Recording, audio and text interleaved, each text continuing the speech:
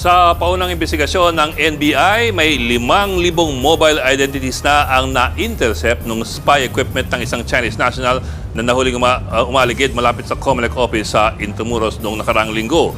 Parang nakakatakot pakinggan, lalo't hindi masyadong pamilyar ang mga katagang yan. So simplihan po natin ang ibig sabihin yan. Ang Chinese national na si Tak Hoi Lao nahuli ng NBI na may daladalang isang heavily regulated na radio intercept device sa kanyang sasakyan sa Intramuros.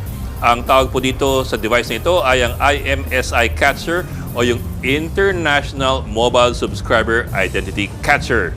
Ano po yun? Ang pangkaraniwang cellphone ay kumokonek po automatically sa pinakamalakas na cell site sa kanyang paligid. At ang bawat SIM card po ay merong unique na IMSI. Ito nga po yung International Mobile Subscriber Identity.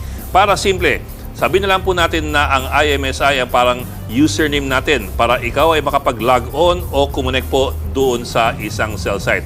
Ang ginagawa ngayon nitong IMSI Catcher ay nagpapanggap na isang cell site kung saan magla-log on ang mga cellphone sa kanyang paligid. Parang intercept. Kasi nga, ang cellphone ay kokonek sa tower na may pinakamalakas na signal.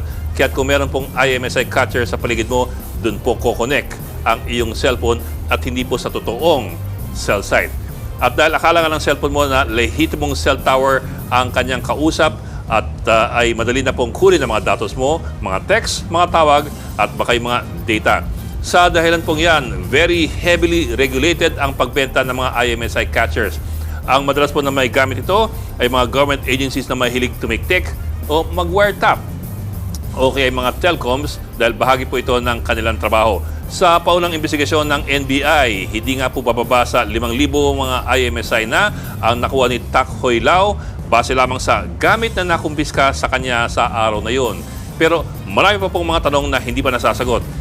Ilan na kaya ang nakuhang IMSI ni Tak Hoi Lao mula pa sa mga nakaraang araw? At ano pa ang ibang datos na kanya nakuha? At higit po sa lahat, ayon sa NBI, hindi pa nila alam kung si Lao ay nagtatrabaho para sa isang grupo lamang ng mga scammer o kaya ay para sa isang gobyerno. Ito pa ang isang problema.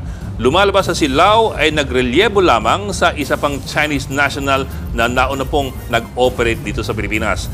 Ayon po yan sa Pinoy driver o Filipino driver na kanilang kinontrata para magmaneho para sa kanila. Ang sabi kasi ng driver, ang original niyang amo ay nauna na pong umalis ng bansa at si Lao lamang ay pumalit sa kanya. At kung ano ang naiuwi na ng unang amo sa kanyang mga tunay na amo, yan po ang mas malaking tanong. Mga kapatid, Ed Lingaw po, maging maalam at may pakialam sa mga napapanahong balita sa ating bansa. Para sa mas malalimang pagtalakay at paghimay sa mga issue at headlines, tumutok lamang at pag-subscribe sa social media pages ng News 5.